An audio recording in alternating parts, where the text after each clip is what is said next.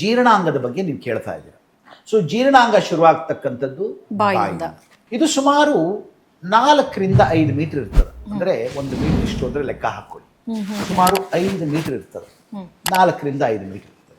ಅಂದ್ರೆ ಸಣ್ಣ ಕರಳು ದೊಡ್ಡ ಕರಳು ಎರಡು ಎಲ್ಲ ಸೇರಿ. ಸೊ ಬಾಯಿ, ಅನ್ನನಾಳ, ಈಸೋಫೇಗಸ್ ಅಂತೇವೆ, ಜಠರ ಸ್ಟಮಕ್ ಅಂತೇವೆ, ಸಣ್ಣ ಕರಳಿನಲ್ಲಿ ಅಥವಾ ಸಣ್ಣ ಉದರದಲ್ಲಿ ಡಿಯೋಡಿನಮ್ ಜಜುನಮ್ ಮೈಲಿಯಂ ಅಂತ ಇದು ಸಣ್ಣ ಕರಳು. ಇದು ಸುಮಾರು 3 ರಿಂದ 3.5 ಮೀಟರ್ ಇರ್ತದೆ.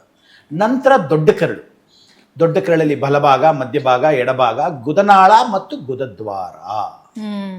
ಈ ಜೀರ್ಣಾಂಗ ಒಂದೊಂದೊಂದು ಕಾರ್ಯಾಚರಣೆಯನ್ನು ಮಾಡ್ತದೆ. ಈಗ ನೀವು ಉದಾಹರಣೆಗೆ ಬೆಳಗ್ಗೆ ನಾನು ಒಂದು ಇಡ್ಲಿ ತಿಂದೆ ಅಂತ ಇಟ್ಕೊಳ್ಳಿ, ಅದನ್ನ ಅಗಿತೇವೆ, ಕೆಲವೊಂದ್ಸತಿ ನಾವು ಹಾಗೆ ತಗೊಳ್ತೇವೆ. ಅದು ನಮ್ಮ ಬಾಯಿನಲ್ಲಿ ಅಗದಾಗ ಆ ಎಂಜಲು ಒಂದು ಕಾರ್ಯವನ್ನು ಮಾಡ್ತದೆ. ಸಲೈವರಿ ಅಮೈಲೇಸ್ ಅಂತ ಇರ್ತದೆ. ಅದರ ಕೆಲಸ ಏನು, ತಿಂತಕ್ಕಂಥ ಆಹಾರಕ್ಕೆ ನೀರು ಹಾಕಿ, ಜ್ಯೂಸ್ ಹಾಕಿ, ಆ್ಯಸಿಡ್ ಹಾಕಿ, ಆಲ್ಕಲಿ ಹಾಕಿ ಅದನ್ನು ಮೃದು ಮಾಡಿ ನೀರು ಮಾಡ್ತಕ್ಕಂಥದ್ದು. ಒಳಗೆ ಹೋಗ್ತಿದ್ದ ಹಾಗೆ ಅದು ಜಠರದಲ್ಲಿ ರುಬ್ಬಿ ಒಳ್ಳೆ ಗಂಜಿ ಥರ ಆಗ್ತದೆ, ನೀರು ಗಂಜಿ ಆಗ್ತದೆ. ಆ ನೀರು ಗಂಜಿಯನ್ನು ದೇಹ ಅಬ್ಸಾರ್ಬ್ ಮಾಡ್ತದ, ಎಳ್ಕೊಳ್ತದ.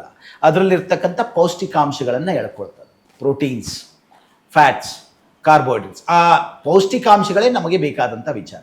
ಅದೆಲ್ಲ ತಗೊಂಡ ಮೇಲೆ ಅದರಲ್ಲಿ ಉತ್ಪತ್ತಿ ಆಗ್ತಕ್ಕಂಥ ನೀರಿನ ಗಂಜಿ ಹೋಗಿ ನಮ್ಮ ಗಟ್ಟಿ ಗಂಜಿ ಆಗ್ತದೆ, ವೇಸ್ಟೇಜ್ ಗಂಜಿ ಅಂತ. ಅದರಲ್ಲೂ ಇನ್ನೂ ಉಪ್ಪಿನಂಶ ಇರ್ತದ, ನೀರಿನಂಶ ಇರ್ತದ. ಅದನ್ನು ಮತ್ತೆ ದೇಹ ತಗೊಳ್ತದ, ವಾಪಸ್ಸು ನೀರನ್ನು ಉಪ್ಪನ್ನು ತಗೊಂಡು ಮಲವನ್ನು ಉತ್ಪಾದನೆ ಮಾಡಿ ಅದನ್ನು ಗುದನಾಳದಲ್ಲಿ ಇರಿಸಿ ಗುದದ್ವಾರದಿಂದ ಹೊರಗಾಗ್ತದೆ. ಇದು ನಮ್ಮ ಜೀರ್ಣಾಂಗದ ಕಾರ್ಯ.